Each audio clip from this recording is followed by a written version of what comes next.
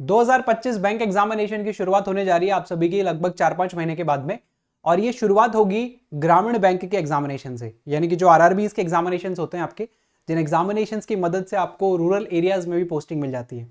काफ़ी सारे ऐसे एस्पिरेंट्स होते हैं जो रूरल एरियाज से थोड़े से ज़्यादा कनेक्ट करते हैं, जिनका बचपन रूरल एरियाज में निकला है, गाँव में रहे हैं हमेशा, उनकी फैमिली गाँव में है और वो कनेक्ट भी बहुत ज़्यादा करते हैं गाँव के साथ में, और उनको एक ऑफिसर भी बनना है बैंक में। तो ये एग्जामिनेशन अलाउ करता है उन्हें कि आप बैंक में एक पीओ बन सको, आप बैंक में क्लर्क बन सको। तो उन सारे के सारे एस्पिरेंट्स के लिए तो इंपॉर्टेंट है ही, और बाकी सारे कैंडिडेट्स के लिए भी इंपॉर्टेंट है। तो 2025 में कैसे आप सभी को तैयारी करनी है, क्या क्या आप सभी को जो इसकी डिमांड्स हैं वो फुलफिल करनी होंगी, वो सारा कुछ इस सेशन में हम देखने वाले हैं। और 2025 बैंक एग्जामिनेशन बहुत ज़्यादा समय आपके पास में नहीं है, लगभग 4 महीने के बाद में शुरू हो जाएंगे और फिर लगातार आपके एग्जामिनेशन होते हैं। तो एक बार अच्छे से समझो, सारी की सारी चीज़ें डिटेल में मैं आप सभी को बताने वाला हूँ। इकलौता ऐसा एग्जामिनेशन है जिस एग्जामिनेशन में आप बिना इंग्लिश के बैंक पीओ बन सकते हो, बिना इंग्लिश के आप बैंक क्लर्क बन सकते हो, और प्री एग्जामिनेशन में तो इंग्लिश है भी नहीं, है ना। तो अगर आप कंपेयर करने जाओगे ना इसको एसबीआई पीओ एग्जाम से, या कंपेयर करते हो आईबीपीएस पीओ एग्जाम से, या उन सारे के सारे एग्जामिनेशन से, तो थोड़ा सा इजी साइड पे आपको लग सकता है in terms of syllabus, in terms of exam pattern, क्योंकि यहाँ पर आपको ना इंग्लिश लैंग्वेज से छुटकारा मिल गया है पूरा का पूरा, है ना। काफ़ी सारे ऐसे एस्पिरेंट्स होते हैं जो इंग्लिश लैंग्वेज को देख के थोड़ा सा घबरा जाते हैं, तो अब आपको घबराने की जरूरत नहीं है। ये एग्जामिनेशन में इंग्लिश आप पूरा अवॉइड कर सकते हो, प्री में तो आएगा ही नहीं, और मेंस एग्जाम में आपको इंग्लिश और हिंदी चूज करने का ऑप्शन मिलेगा। तो सारी की सारी डिटेल्स मैं आप सभी को बताने वाला हूँ। बट उससे पहले अगर आप हमारे चैनल पर फर्स्ट टाइम आए हैं तो एक बार चैनल को आप जरूर से जरूर विजिट कीजिएगा, लाइक एंड चैनल को सब्सक्राइब कर लीजिएगा। आरआरबी एग्जामिनेशन की कैसे तैयारी करने वाले हैं हम इस चैनल के ऊपर, वो भी मैं आप सभी को बताने वाला हूँ बहुत ही डिटेल में। तो चलिए शुरुआत करते हैं आप, और एक बार मुझे बताना जरूर कमेंट सेक्शन में आप सभी का 2025 में कौन सा एग्जामिनेशन टारगेट कर रहे हो आप, बैंकिंग में भी कौन सा एग्जामिनेशन। एक ड्रीम होता है ना सबका कि मुझे यार ये वाला ड्रीम अचीव करना है, वो ड्रीम मुझे कमेंट सेक्शन में ड्रॉप करके जाना। 4 महीने के बाद में मैं फिर से जब आपसे पूछूंगा तो आप वो कमेंट और उस कमेंट को कंपेयर कीजिएगा कि हाँ अब मैं रेडी हूँ एग्जामिनेशन के लिए। ये कमेंट आपको हमेशा याद दिलाते रहेगा कि हाँ मुझे ना एक एग्जामिनेशन क्वालिफाई करके ना उस पोस्ट तक पहुंचना है। इस पोस्ट की, इस एग्जामिनेशन की सारी के सारे डिटेल्स मैं आप सभी को बता देता हूँ, एंड उसके बाद में कैसे हम तैयारी करेंगे वो सारी की सारी चीज़ें भी। तो सबसे पहले तो कौन कौन इस एग्जामिनेशन को दे सकता है, क्या है इसकी क्वालिफिकेशन।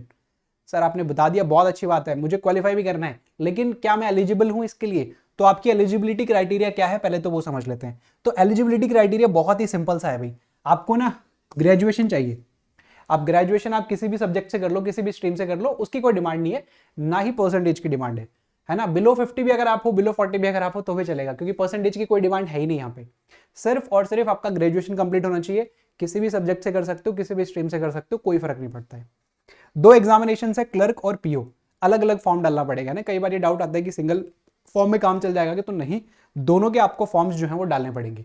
तो यहाँ पर क्लर्क एग्जामिनेशन और पीओ एग्जामिनेशन, इन दोनों की जो एज है वो थोड़ी सी अलग अलग है। अगर आप क्लर्क एग्जाम देते हो तो आपकी एज मिनिमम 18 और मैक्सिमम 28 हो सकती है। उसके बाद में कुछ रिलैक्सेशन मिलता है कैटेगरी वाइज, वो आपको नोटिफिकेशन में देखने को मिलेगा। 18 से 30 ये जनरल कैटेगरीज की जो एज क्राइटेरिया होता है ना, वो यहाँ पे लिखा हुआ है। बाकी कैटेगरी वाइज जो भी रिलैक्सेशन है वो थोड़ा सा अलग रहेगा इनसे। पीओ एग्जाम के लिए 18 से 30 और क्लर्क एग्जाम के लिए 18 से 28 साल की उम्र तक आप एग्जामिनेशन दे सकते हो। सिंगल ऐसा एग्जामिनेशन है जो 18 साल की उम्र में आपको अलाउ कर रहा है पीओ बनने के लिए, 19 साल की उम्र में, 18 साल की उम्र में आपको अलाउ करता है बैंक ज्वाइन करने के लिए, और इसके बाद में तकरीबन 40 साल तक नौकरी कर सकते हो आप बैंक में, है ना। तो कितना जल्दी आपको ये मौका देता है। तो अगर आपकी ग्रेजुएशन जस्ट अभी कंप्लीट हुई है, आप 18-19 साल की हो, तो वेट नहीं करना है कि मैं 21 का हो जाऊंगा फिर एग्जामिनेशन दूंगा, नहीं, आप आरआरबी के इन एग्जामिनेशन के लिए एलिजिबल हो। Got it. तो ये आपका एज का क्राइटेरिया है, क्वालिफिकेशन का क्राइटेरिया है, बहुत ही बेसिक से डिमांड की है एग्जामिनेशन ने, एग्जामिनर ने, तो बहुत कुछ यहाँ पे आपको परेशान होने की जरूरत नहीं है। नेक्स्ट, अब हम क्या समझ लेते हैं, इनके एग्जामिनेशन डेट समझ लेते हैं पहले, क्योंकि जो आईबीपीएस का कैलेंडर है ना, देखो आईबीपीएस आपके आरआरबीज के सारे एग्जामिनेशन लेने वाले हैं, और उनका कैलेंडर जो है वो जनवरी के महीने में आता है, हमेशा 15-16 जनवरी के आसपास। और इस साल का कैलेंडर भी उनका आ चुका है, पूरे साल भर किन किन डेट्स पे एग्जामिनेशन होगा। ये टेंटेटिव डेट्स जरूर है, लेकिन आप 100% इनको मान के चलो, क्योंकि पिछले तकरीबन 8-10 साल से मैं देख रहा हूँ जिस डेट को ये मेंशन करते हैं ना नोटिफिकेशन में, उसी डेट पे आपका एग्जाम होता है। तो ऑफिसर स्केल 1 ये क्या होता है sir? Officer scale 1, officer scale 1 दूसरी भाषा में पीओ आप कह सकते हो, और ऑफिस असिस्टेंट इसको आप दूसरी भाषा में क्लर्क कह सकते हो, है ना। ये 2 अलग अलग नाम है इनके, और कुछ नहीं है, सेम पोस्ट है आपके लिए। तो आपके प्री एग्जामिनेशन कब होंगे? देखो 27 जुलाई, यानी कि इस बार जुलाई के महीने से आपके एग्जाम शुरू हो रहे हैं। जनरली एग्जाम अगस्त के महीने से शुरू होते हैं, फर्स्ट वीक से, लेकिन और थोड़ा सा जल्दी हो गए। तो 3 दिन आपके एग्जाम होंगे यहाँ पे ऑफिसर स्केल 1 के, और 30 तारीख को शुरू होंगे आपके ऑफिस असिस्टेंट के। लगभग कितना टाइम मिल रहा है देखो, यहां से यहां पे 1 महीने का टाइम लगभग मिल रहा है। 3 तारीख को खत्म हो गए, 30 तारीख को। तो 2 अलग अलग एग्जामिनेशन जरूर है, एग्जामिनेशन का पैटर्न सेम है, एग्जामिनेशन का सिलेबस सेम है, लेकिन एग्जामिनेशन के लेवल में फर्क है। थोड़ा सा हाई लेवल मिलेगा आपको पीओ वाला एग्जामिनेशन। तो इस बार आपको तैयारी के लिए भी तो 1 महीना और मिल गया ना एक्स्ट्रा, कि पहले इस एग्जामिनेशन को दो और फिर इस एग्जामिनेशन को दो, है ना, जज करके फिर आप अगले एग्जामिनेशन को और बेहतर दे सकते हो। फिर इनके मेंस एग्जामिनेशन कब होंगे, 13/9 एंड 9/11 को आपके मेंस के एग्जामिनेशन इनके होने वाले हैं। तो ये पूरा का पूरा आपका कैलेंडर होने वाला है। कितना समय है अब आप यहां से काउंट कर सकते हो। प्री की डेट आपकी ये लिखी हुई है 27 जुलाई, और ये फिक्स्ड है ना। तो मार्च का थोड़ा सा टाइम आपके पास में बचा है, अप्रैल, मई, जून एंड जुलाई के लगभग आप 20 दिन मान लो। तो 4 महीने मैक्सिमम खींच के आपके पास में है ना। 4 साढ़े 4 महीने के बाद में आपका एग्जामिनेशन हो जाएगा। मॉक वगैरह भी लगाने होते हैं, फिर और जो टाइम आपके पास में बचेगा उसमें मॉक भी लगाओगे, उसमें रिवीजन भी करोगे, सारी की सारी चीजें। फ्रेश, एकदम फ्रेश बच्चा है, एकदम फ्रेश स्टूडेंट है, उसको 4 महीने लगातार रगड़ के प्रैक्टिस करनी पड़ेगी भाई। ये क्वेश्चन पेपर बहुत मुश्किल नहीं होते, लेकिन इनमें डिमांड अलग होती है, इनकी कट ऑफ बहुत हाई जाती है, इनके जो लिमिटेशंस है, जो बाउंडेशंस है, उसमें आपको बांध दिया जाता है थोड़ा सा थोड़ा, कि इतने समय में इतना ही समय मिलेगा एक सब्जेक्ट को देने के लिए, है ना। पहले तो नहीं होता था, लेकिन 2025 में ही होने लग गया है। तो अगर मैं आपको एग्जामिनेशन पैटर्न बताऊं तो ये आपका प्री का एग्जामिनेशन पैटर्न है दोनों के लिए, क्लर्क और पीओ दोनों का सेम होता है ना, अलग अलग नहीं होता है। और अच्छी बात क्या है कि प्री एग्जाम में सिर्फ आपका रीजनिंग और सिर्फ आपका न्यूमेरिकल एबिलिटी, और पीओ एग्जामिनेशन में क्वांटिटेटिव एप्टीट्यूड जिसको बोलते हैं। क्या फर्क है दोनों में, न्यूमेरिकल एबिलिटी में थोड़े 1 लाइनर क्वेश्चन ज्यादा होते हैं, क्वांटिटेटिव एप्टीट्यूड में वो उनका नंबर थोड़ा सा कम हो जाता है, लेवल थोड़ा सा अच्छा हो जाता है पीओ एग्जामिनेशन में। Got it. तो नंबर ऑफ क्वेश्चंस यहाँ पे भी 40 है और नंबर ऑफ क्वेश्चंस आपके यहाँ पे भी 40 हैं। 40 क्वेश्चन से 40 मैक्सिमम आपको मार्क्स मिलेंगे। 80 नंबर के आपको यहाँ पर पूरा का पूरा पेपर अटेम्प्ट करना है। एक चीज और समझ लीजिएगा, ये ना स्टेट वाइज एग्जामिनेशन होता है ना। ऐसा होता है ना कि भाई ऑल इंडिया आएगा कैसा इसका कट ऑफ, नहीं, ऑल इंडिया पे सिर्फ सिंगल कट ऑफ नहीं आएगा, स्टेट वाइज होता है। आप राजस्थान से हो तो उसका कट ऑफ अलग होता है, गुजरात का कट ऑफ अलग होता है, एमपी का कट ऑफ अलग होता है, उड़ीसा का कट ऑफ अलग होता है, बंगाल का कट ऑफ अलग होगा। मतलब आप किसी भी स्टेट से फिल करने वाले हो ना, उस स्टेट का कट ऑफ आपको क्वालिफाई करना है आपके कैटेगरी में। ठीक है, क्लियर हो गया। तो और थोड़ा सा आपको यहाँ पे बेनिफिट हो गया कि भाई आपके स्टेट में बच्चों ने कैसा परफॉर्म किया है, बस उसके बिहाफ पे आपका कट ऑफ डिसाइड होता है लगभग। पहले ये सिंगल कंपोजिट टाइम आपको दिया जाता था 45 मिनट्स का, लेकिन पिछले साल एग्जामिनेशन में ना थोड़ा सा बदलाव हो गया और थोड़ा सा चैलेंज जो है वो एग्जामिनर ने बढ़ा दिया कि चलो भाई आरआरबीज के एग्जामिनेशन है, लेकिन फिर भी हम थोड़ा सा चैलेंज जो है वो डालने वाले हैं। तो 25 मिनट आपको दी जाएंगी रीजनिंग सेक्शन के लिए और 20 मिनट आपको यहाँ पे क्वांटिटेटिव एप्टीट्यूड के लिए, न्यूमेरिकल एबिलिटी के लिए आपको मिलने वाली है। 20 मिनट में 40 सवाल, क्या ये पॉसिबल है? बिल्कुल पॉसिबल है, बिल्कुल पॉसिबल है। इस नंबर को देख करके और इस नंबर को देख करके बिल्कुल बिल्कुल भी घबराने की जरूरत नहीं है। बहुत हाई लेवल के क्वेश्चंस नहीं आते, बेसिक लेवल के क्वेश्चंस आपसे पूछे जाते हैं जिनकी आपको प्रैक्टिस की जरूरत होती है। तो हर एक एग्जामिनेशन के लिए मैं प्रैक्टिस करवाता हूँ, तो इस एग्जामिनेशन के लिए भी मैं आपको प्रैक्टिस करवाऊंगा बहुत सारी। तो बने हुए रहना बस चैनल के ऊपर, और अगले 3-4 महीने जो भी क्लासेस मेरी आने वाली हैं वो सारी क्लासेस को देखना है, और जो हो चुकी है ऑलरेडी वो भी आपको देखना है, तो आपको अंदाजा हो जाएगा कि कैसा हम कर रहे हैं यहाँ पे। तो इसको देख के घबराने की जरूरत नहीं है, ये बहुत अच्छे से डुएबल है, और 4-4.5 महीने तो बहुत अच्छा टाइम है इनको कवर करने के लिए। प्री का नोट कर लिया आपने, ये आपका प्री का एग्जाम पैटर्न है। मेंस के एग्जाम पैटर्न में देखो यहाँ पे ना तो इंग्लिश नजर आ रहा है ना हिंदी नजर आ रहा है, सिर्फ रीजनिंग और क्वांट से आपका सिलेक्शन होने वाला है। लेकिन क्वेश्चन पेपर अच्छे होंगे भाई, ध्यान रखिएगा। क्लर्क का तो चलो फिर भी थोड़ा बेसिक सा होता है, पीओ का क्वेश्चन पेपर अच्छा होगा। मेंस एग्जाम का पैटर्न है, सेम पैटर्न रहेगा दोनों के लिए, पीओ के लिए भी एग्जाम का पैटर्न यही है और क्लर्क के लिए भी यही है, सिर्फ और सिर्फ लेवल का थोड़ा सा फर्क मिलेगा जिसमें पीओ थोड़ा सा ज्यादा रहेगा। 40-40 क्वेश्चंस आपके रहेंगे हर एक जगह पे, नंबर ऑफ क्वेश्चन चेंज नहीं हो रहे। प्री में भी 40-40 थे, मेंस में भी 40-40 हैं, लेकिन मार्क्स आपके अलग अलग हैं। जैसे रीजनिंग में आपके 50 मार्क्स का होगा टोटल, क्वांट सेक्शन आपका पूरा 50 मार्क्स का होगा, जनरल अवेयरनेस और हिंदी या इंग्लिश ये 40-40 नंबर के होंगे। तो ये जो आपके पास में है ना, ये वाला जो हिस्सा है, इस वाले हिस्से में आपको ऑप्शन मिलता है कि आप या तो इंग्लिश लैंग्वेज चूज कर लो, या अगर आप उसमें कंफर्टेबल नहीं हो तो आप हिंदी लैंग्वेज भी चूज कर सकते हो। दोनों में से आप कुछ भी चूज कर सकते हो, जो आपका दिल करे वो चूज कर लो। ज्यादातर कैंडिडेट्स यहाँ पे हिंदी लैंग्वेज चूज करके एग्जामिनेशन देते हैं, बाकी जो इंग्लिश में कंफर्टेबल है वो इंग्लिश में एग्जामिनेशन देंगे। Got it.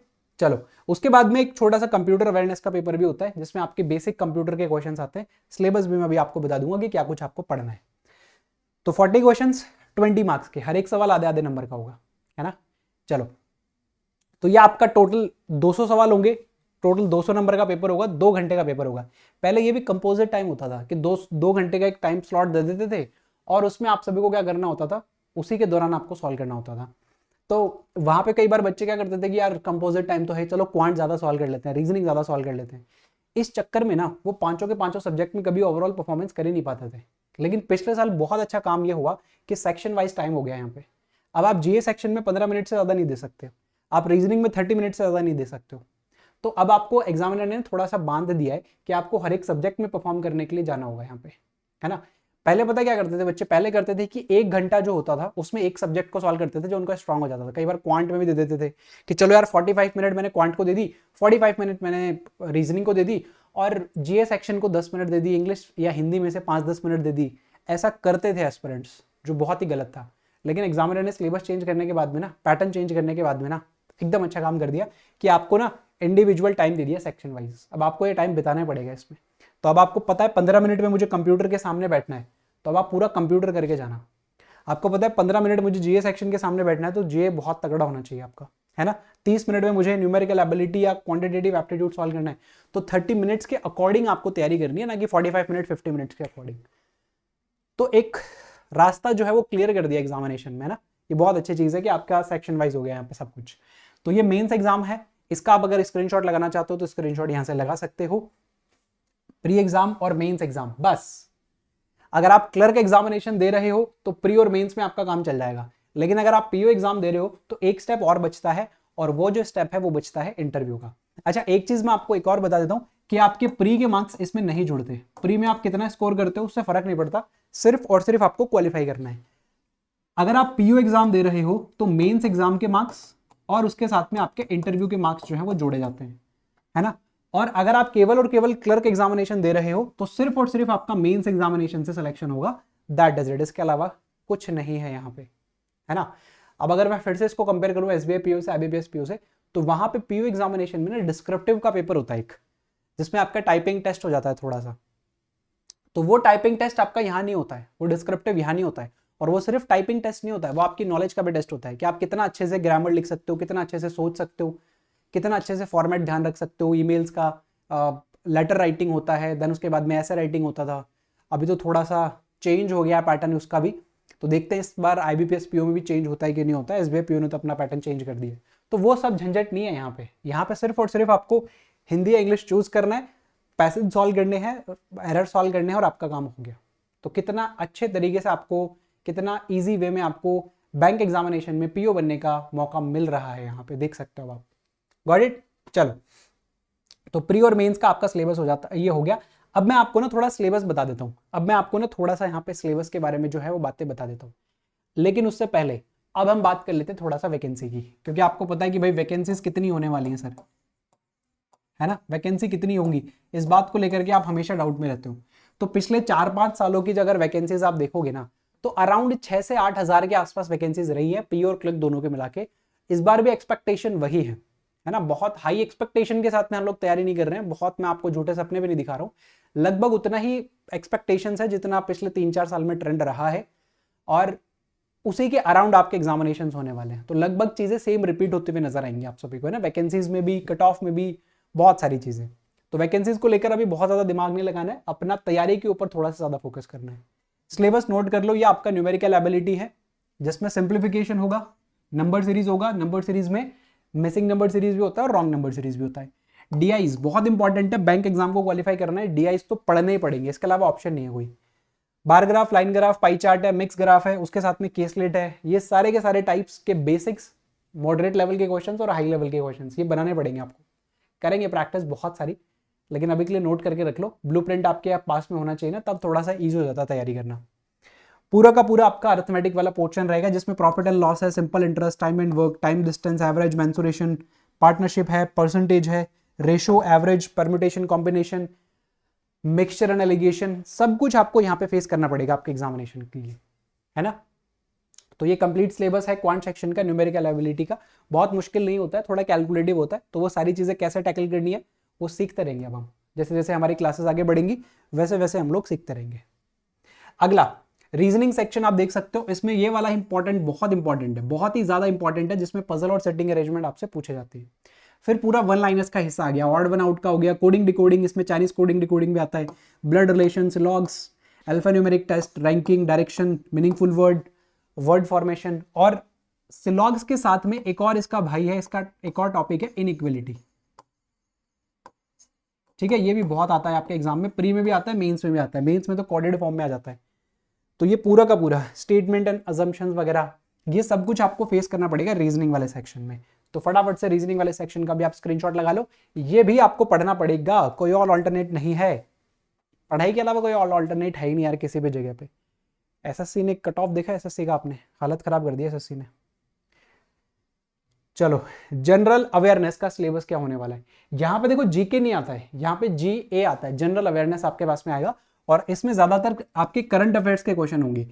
70 to 80% जो हिस्सा है वो करंट अफेयर्स से आता है आपका बैंकिंग में। और करंट अफेयर्स भी कौन सा, बैंकिंग से रिलेटेड, फाइनेंस से रिलेटेड, है ना, ये वाला थोड़ा ज्यादा हिस्सा रहता है इसमें।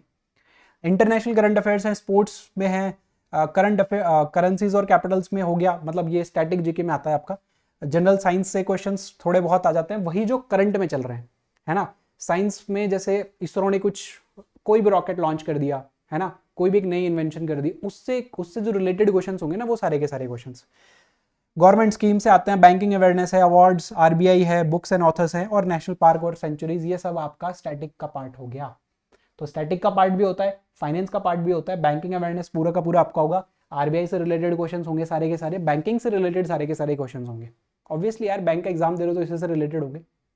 आरआरबीज का निचोड़ होना चाहिए आपके पास में, आरआरबीज जो एग्जामिनेशंस हैं, आरआरबीज के जितने भी बैंक्स होते हैं, रीजनल रूरल बैंक, जो ग्रामीण बैंक हैं, जितने भी क्षेत्रीय ग्रामीण बैंक है, वो कब स्टैब्लिश हुए, कितनी ब्रांचेस हैं, कितना हिस्सा किसका होता है, ये सारी चीजें पता करके रखना। कभी कई बार स्टैटिक में भी आ जाता है, नहीं तो इंटरव्यूज में बहुत पूछते हैं सारी की सारी चीजें। ठीक है भाई, तो ये आपका जीए सेक्शन हो गया। अब नेक्स्ट हम बात कर लेते हैं कंप्यूटर की। तो कंप्यूटर अगर आप देखोगे तो ये सब कुछ आपको पढ़ना पड़ेगा भाई, fundamentals of computer, history of computers, future of computers, basic knowledge, network, MS office, database, security, virus, hacking, सब कुछ आपको पढ़ना पड़ेगा। इसमें ना लास्ट 5 साल के क्वेश्चन पेपर सॉल्व कर लीजिएगा आप, बहुत अच्छे से आपको कंप्यूटर जो है वो समझ में आ जाएगा। बहुत डीप, बहुत बहुत ज़्यादा हैवी क्वेश्चंस यहाँ पे कंप्यूटर से नहीं आते हैं।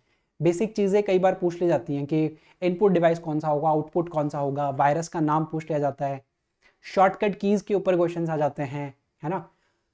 अलग अलग जनरेशन में कंप्यूटर ने कैसा बिहेव किया था, किसमें कौन से चिप का यूज़ किया गया था, इसके साइंटिस्ट कौन है, ऐसी चीज़ें जो है वो कंप्यूटर में थोड़े से ज़्यादा पूछी जाती हैं।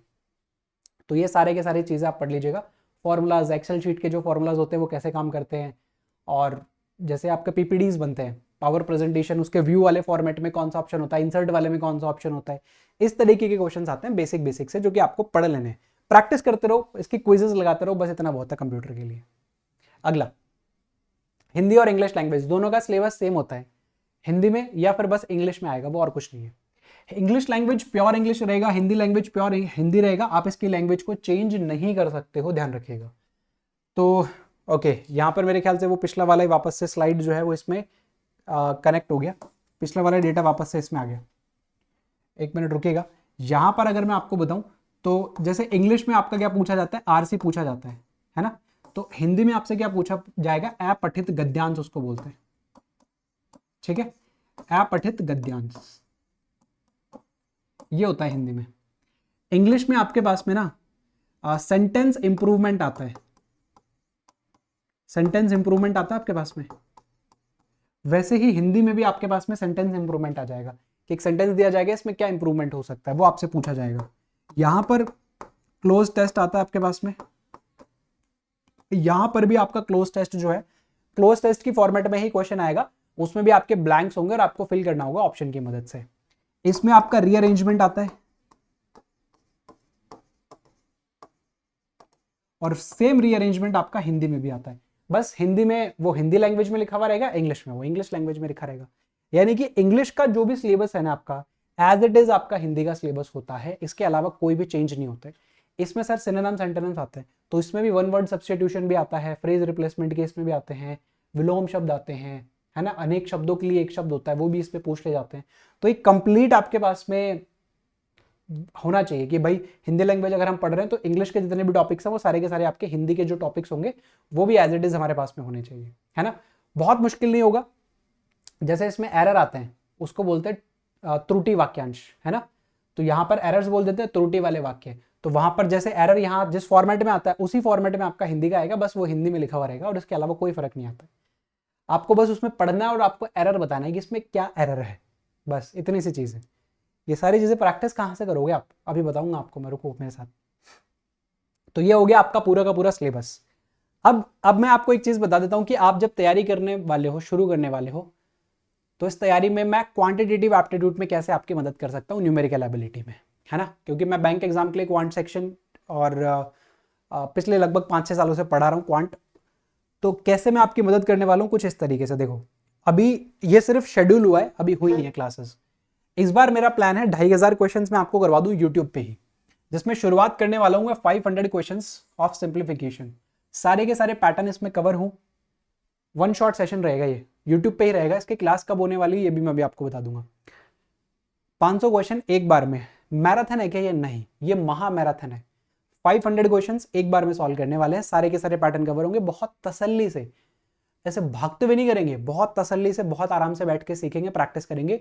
वन शॉट सेशन शायद 10 घंटे लगेंगे या 12 घंटे लगेंगे, कितना भी टाइम मुझे लगे इस सेशन को मैं कंप्लीट कराने वाला हूँ। सुबह 6 बजे से शुरू करेंगे एकदम फ्रेश माइंड के साथ में, और ये खत्म कब होता है? शाम को 6 बजे होता है, शाम को 4 बजे होता है। जब भी ये खत्म होगा तब तक इसको कंटिन्यू करेंगे। सेम चीज़ करेंगे नंबर सीरीज के साथ में और क्वाड्रेटिक इक्वेशन के साथ में। ये आपके एग्जामिनेशन में आते हैं लगभग। क्लर्क एग्जाम की बात करूं तो 40 में से 20 सवाल के आसपास। हालांकि अभी थोड़ा सा कम होना स्टार्ट हो गए हैं, लेकिन फिलहाल तक आरआरबीज ने कोई चेंज हमें नहीं दिखाया है पिछले 5 साल में। तो सेम पैटर्न पे तैयारी करेंगे और एग्जामिनेशन में आता ही है ना। चाहे फ्रीक्वेंसी थोड़ी सी कम होगी है क्वेश्चंस की, लेकिन टॉपिक आपके एग्जामिनेशन में पूछे जाते हैं। 500 question quadratic equation, 500 question number series, एक एक शॉर्ट में इनको कंप्लीट करेंगे। इसके बाद में 500 क्वेश्चन आपके अरिथमेटिक के, और उसके बाद में 500 क्वेश्चन आपके डीआई के। इतना अगर आपने मेरे साथ कर लिया, और ये सब कुछ कहाँ होगा? यूट्यूब पे ही होगा, कहीं नहीं हो रहा है, कोई पेड कोर्स वगैरह नहीं बता रहा हूँ मैं आपको, ये यूट्यूब पे हम करेंगे इस साल। तो बस सब्सक्राइब कर लो चैनल को, टेलीग्राम ग्रुप को ज्वाइन कर लो, लिंक आपको डिस्क्रिप्शन बॉक्स में मिल जाएगा, उसमें मिलेंगे आपको इसके अपडेट्स। तो फिलहाल के लिए ये प्लान है। ये क्लासेस भी शेड्यूल हो चुकी हैं, पता है आपको। लाइव वाले सेक्शन में जाओ, अभी वहां लिखेंगे आपको तीनों के तीनों क्लासेस सबसे ऊपर, देख लो एक बार फटाफट से। बाकी डिस्क्रिप्शन बॉक्स में है, उसमें से आप जाके लिंक में चेक कर लेना। अब हम आ जाते हैं सैलरी के ऊपर, क्योंकि सर मोटिवेशन तो चाहिए ना, काम करने के बाद में सैलरी कितनी मिलेगी? हम अगर ग्रामीण एरिया में रहते हैं तो हमें सैलरी ग्रामीण एरिया वाली मिलेगी क्या? नहीं, आपको एक बहुत ही हैंडसम सैलरी यहाँ पे मिलने वाली है। तो अगर आप ज्वाइन करते हो as a PO, as a RRB PO, अगर आप ज्वाइन करते हो तो आपकी बेसिक सैलरी लगभग 48,000 रुपए है। बेसिक सैलरी लगभग 48,000 रुपए होगी। डीए आपको मिलेगा 10,458 रुपए के आसपास approximately. House rent allowance, special allowance और अदर अलाउंसेस, ये डिपेंड करता है कि आप कौन से सिटी में पोस्टेड हो, कौन से बैंक में पोस्टेड हो, कौन से स्टेट में आपका एग्जामिनेशन क्वालिफाई करके आपने ज्वाइन किया है ना। ये तीनों के तीनों वेरी करते हैं थोड़ा बहुत, मतलब बहुत ऐसे फर्क नहीं पड़ता कि एक में तो 50,000 एक में 5,000, लेकिन हाँ इनमें थोड़ा सा 1-2% का 3% का फर्क जो है वो देखने को मिल जाता है कई बार। तो मैं 2 चीजें आपको बता देता हूँ। अप्रॉक्सीमेटली जो आपका इनकम बनेगा ना आरआरबी पीओ का, वो लगभग जो इनकम बनेगा वो 80,000 के आसपास बन जाएगा। और जिसमें आपके कुछ डिडक्शंस होंगे, कुछ आपके फ्यूचर को लेकर के डिडक्शंस होंगे, कुछ आपके और भी डिडक्शंस होते हैं, इन्वेस्टमेंट होता है, आपके मेडिकल भी होता है, बहुत सारी चीज़ें होती हैं जिनके कुछ कुछ कुछ कुछ डिडक्शंस होते हैं। तो उसके बाद में लगभग आपको 74,000 के आसपास इन हैंड सैलरी मिल जाती है, जो कि एक बहुत ही अच्छी सैलरी है। और अगर आप रहते हो रूरल एरियाज़ में, तो रूरल एरियाज़ में तो ये सैलरी बहुत ही अच्छी है। ये तो सिटी में भी बहुत अच्छी है यार। 80,000 के आसपास ज्वाइन करने पे आपको मिल रहा है अगर बैंकिंग में, तो क्या ही बात है ना। कितनी अच्छी सैलरी आपको दे रहा है एग्जाम बैंक आपको। तो इसको ज़रूर से ज़रूर आप देख लीजिएगा। चलो क्लर्क की ओर दिखा देता हूँ अब मैं आपको। क्लर्क एग्जाम की सैलरी बहुत कम होती थी ऐसा माना जाता है, लेकिन क्लर्क एग्जाम की सैलरी अब बहुत कम रही नहीं है। बेसिक सैलरी वही 26,700 के आसपास, डीए आपको मिलता है लगभग 5600 के आसपास। ये एग्जैक्ट नंबर नहीं है, अप्रॉक्सीमेटली नंबर में लिख रहा हूँ, क्योंकि नंबर्स थोड़े से वेरी कर जाते हैं, स्टेट वाइज है ना पूरा का पूरा। और इसमें भी आपके same house rent allowance, special allowance और अदर अलाउंसेस रहते हैं। तो टोटल आपको लगभग 45,000 रुपए के आसपास सैलरी मिल जाती है स्टार्टिंग में। ये बढ़ती है, फिर बढ़ भी जाती है। कुछ कैंडिडेट्स ऐसे हैं जो पिछले लगभग साल 1.5 साल से काम कर रहे हैं ना, जिनको साल भर हो गई, 1.5 साल हो गई, 2 साल के आसपास होगी, उनकी 50,000 रुपए सैलरी है क्लर्क में। 50,000 50,000 रुपए सैलरी क्लर्क में उठा रहे हैं वो लोग। तो अब आप देख लो 50,000 रुपए की सैलरी के आसपास आपको उठाने को मिलेगा, जिसमें इन हैंड आपका ज्वाइन करोगे तो 40-41 के आसपास में। ऑब्वियसली प्रोबेशन टाइम तो निकालना ही पड़ेगा, प्रोबेशन टाइम को मत जोड़ा करो उसके बाद में, और फिर आपकी इंक्रीज होगी 50,000 रुपए के आसपास अभी पहुंच जाओगे आप अगले साल तक ही। ये क्लर्क की है, पीओ की सैलरी 80,000 के आसपास जा चुकी है, वो दिन दूर नहीं है जब आपको 1 लाख रुपए सैलरी देखने को मिल जाएगी आरआरबीज में भी बहुत जल्दी। सैलरी तो वैसे भी आपकी बढ़ेगी, एक्सपीरियंस के साथ में आपको बेनिफिट्स मिलेंगे। तो ये बहुत अच्छी सैलरी है जिसको लेकर के आप अपनी लाइफ को बहुत अच्छे से एंजॉय कर सकते हो, और वो भी ग्रामीण इलाके में, है ना। ऐसा होता नहीं ग्रामीण इलाका है तो थोड़ी कम सैलरी होगी, नहीं, बहुत अच्छी सैलरी दे रहे हैं यार। तो 4-5 महीने हैं अब आपके पास में, अब रगड़ के आप प्रैक्टिस करना चाहते हो या 4-5 महीने एंजॉय करना चाहते हो, ये आप ही के ऊपर है। हम तो हमारे एंड से पूरी मेहनत कर रहे हैं। फिलहाल कोई पेड कोर्स भी नहीं बता रहा हूँ मैं आपको कि जिस पे आना है। यूट्यूब पे प्रैक्टिस सेशंस ऑलरेडी हैं बहुत सारे, इन एग्जामिनेशंस को टारगेट करते हुए सब कुछ है, टॉपिक वाइज चीज़ें आपके लिए अवेलेबल है। एसबीआई क्लर्क मेंस के लिए आपकी क्लासेस जो है वो चल रही है, वो भी देखो आप। और ये जो क्लासेस है इनके नोटिफिकेशंस लगा लो आप, इनके लिंक्स आपको डिस्क्रिप्शन बॉक्स में मैं दे दूंगा, तो वहाँ से भी लगा लो, तो ये भी आप कवर कर लेना। तो हमारे एंड से पूरी मेहनत है सर, आपके एंड से कितनी मेहनत आप करना चाहते हो इस एग्जाम को क्वालिफाई करने के लिए, कितनी ज़्यादा जिद है आपके अंदर, कितनी ज़्यादा आग है आपके अंदर, वो आपको दिखानी पड़ेगी हमें। तो कमेंट सेक्शन में बताओ मुझे सारी की सारी चीज़ें, और फिर मिलते हैं हम लोग नेक्स्ट सेशन में। बताओ फिलहाल के लिए जो मार्च का महीना चल रहा है, इस मार्च के महीने में मैं एसबीआई क्लर्क एग्जाम को टारगेट कर रहा हूँ, तो फोकस उसी पे रहेगा। उसके बाद में हम स्टार्ट करेंगे आरआरबीज की पूरी फोकस पे रख के तैयारी, और रगड़ के प्रैक्टिस करवाऊंगा इस बार आपको मैं बहुत तगड़े तरीके से। बहुत कुछ सोचा हुआ इस बार RRB clerk examination, RRB PO examination के लिए भी मैंने। सो बस कनेक्टेड रहो। सेशन अच्छा लगा हो तो लाइक करना, अपने दोस्तों के साथ में भी शेयर कर देना। सबको बता दो भाई कि ग्रामीण बैंक अब ग्रामीण बैंक नहीं रहे, उनकी सैलरी बहुत अच्छी हो गई है फिलहाल, है ना। वर्क कल्चर बहुत अच्छा हो गया, टाइमिंग आपकी लगभग 9:45 बजे से पहले पहले आपको पहुंचना होता है, लगभग 5:30-6 बजे आपकी छुट्टी हो जाती है ग्रामीण बैंकों में, तो है ना, बहुत ज़्यादा वहाँ पर वर्कलोड का भी आपको इशू नहीं होगा। तो बस अपनी लाइफ को एंजॉय करो, ज्वाइन करो बैंक, काम करो, काम तो करना ही है ना, बैंक में भी करना है, किसी और जगह भी करना है, और अपनी लाइफ को एंजॉय करना है। तो 4-5 महीने हैं, ये 4-5 महीने 6 महीने आप रगड़ के रखो, और ये 6 महीने सारी चीज़ें भूल भाल के सिर्फ एग्जामिनेशन को फोकस पे रख के तैयारी करो। एग्जामिनेशन निकालने में आपको कोई नहीं रोक सकता, इस बात का पक्का मैं वादा कर सकता हूँ। अगर कोई आपको क्वालिफिकेशन से रोक सकता है तो वो सिर्फ और सिर्फ आप खुद हैं, और कोई नहीं रोक सकता आपको, ठीक है। तो माइंडसेट पॉजिटिव रखो और एग्जामिनेशन की तैयारी में लग जाओ। थैंक यू सो मच, अब हम मिलेंगे नेक्स्ट सेशन में।